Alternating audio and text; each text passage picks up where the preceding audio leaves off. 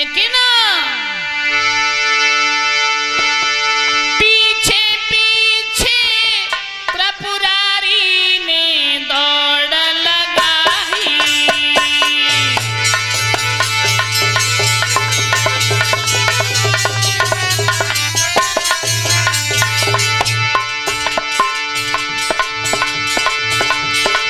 आगे आगे तोता भाजो जाई।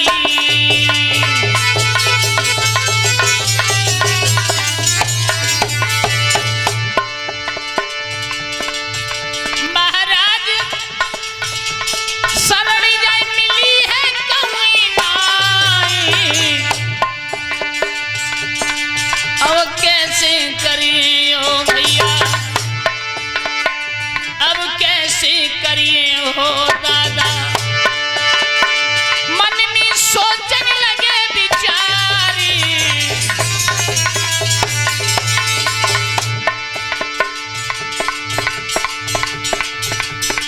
और धन्य धन्य जगदीश, मुसीबत सबका ऊपर टूटी। और धन्य धन्य जगदीश, मुसीबत तोता पे टूटी।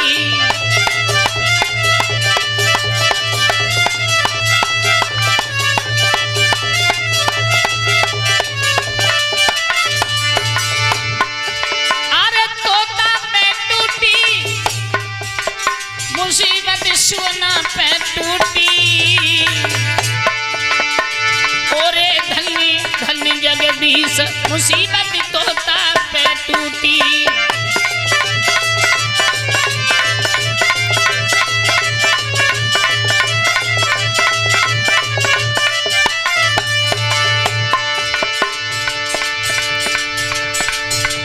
भगवान भोले बाबा पीछे पीछे भागते जा रहे हैं। उधर देखा व्यास जी की जो कुटिया है, उस कुटिया में महाराज व्यास जी की कुटिया में तोता अंदर जैसे प्रविष्ट हुआ,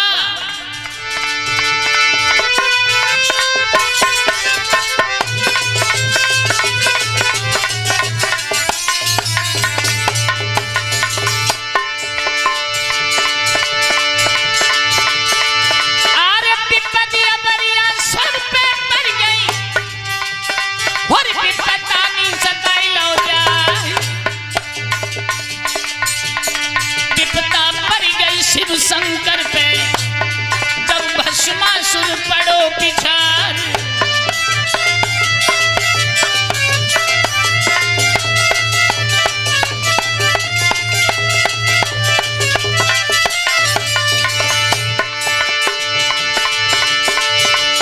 सोई विपदा यज तोता पे भोला पड़ गए लला पिछाड़।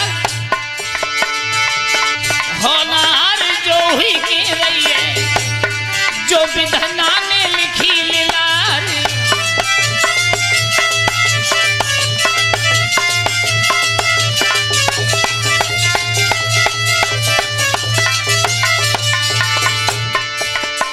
भक्तोनी है बलवान, कर्मगत तरती नाय तारी। सूरज होनी है बलवान, कर्मगत तरती नाय तारी।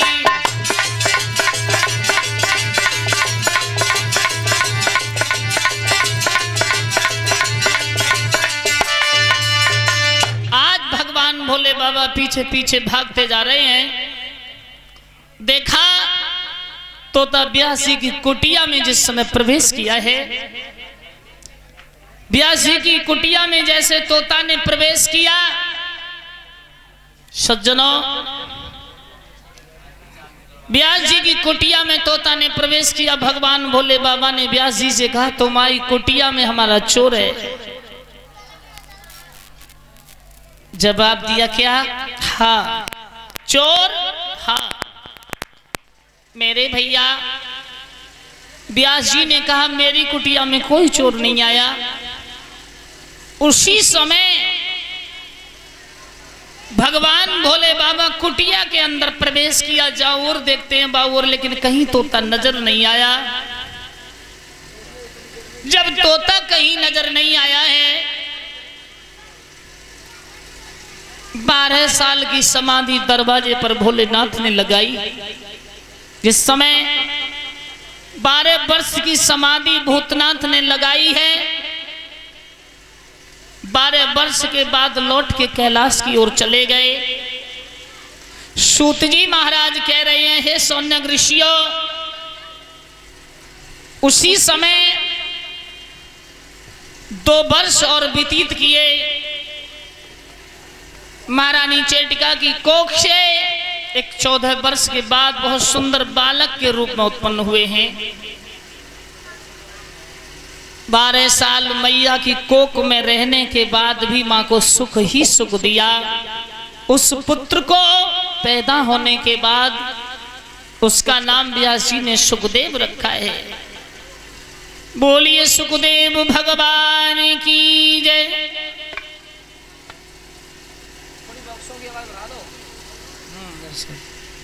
उसी समय भगवान भोलेनाथ लौट के आए हैं, लेकिन देखा है हर इंसान को माया ने घेरा, लेकिन भगवान सुखदेव को माया ने भ्रमित नहीं किया। लंबी लाइन की जो मशीन है ना, तुम्हें बदलनी पड़ेगी। और भारी आवाज है और बहुत बुरी आवाज है। मशीन तुम्हारी काम ना कर रही, कोई 250 बाल्टी और लगा दो उससे। तो देखिए आओ, सुन के आओ जाओ। उसी समय देखते हैं, जहां कथा का प्रसंग कल जो छोड़ा था हमने, हस्तिनापुर नरेश अभिमन्यु के पुत्र परीक्षित को राज्य देकर के हिबारे के लिए चले गए हैं। अब हस्तिनापुर के राजा परीक्षित हो गए। एक दिन घोड़े पर सवार होकर महाराज परीक्षित चले जा रहे थे जंगल की ओर। क्या देखा महाराज परीक्षित ने कि जंगल में एक महान विराट रूप धारण करके वो कलयुग खड़ा है। कलयुग ने क्या देखा? काले वस्त्र पहने परीक्षित ने देखा कि सामने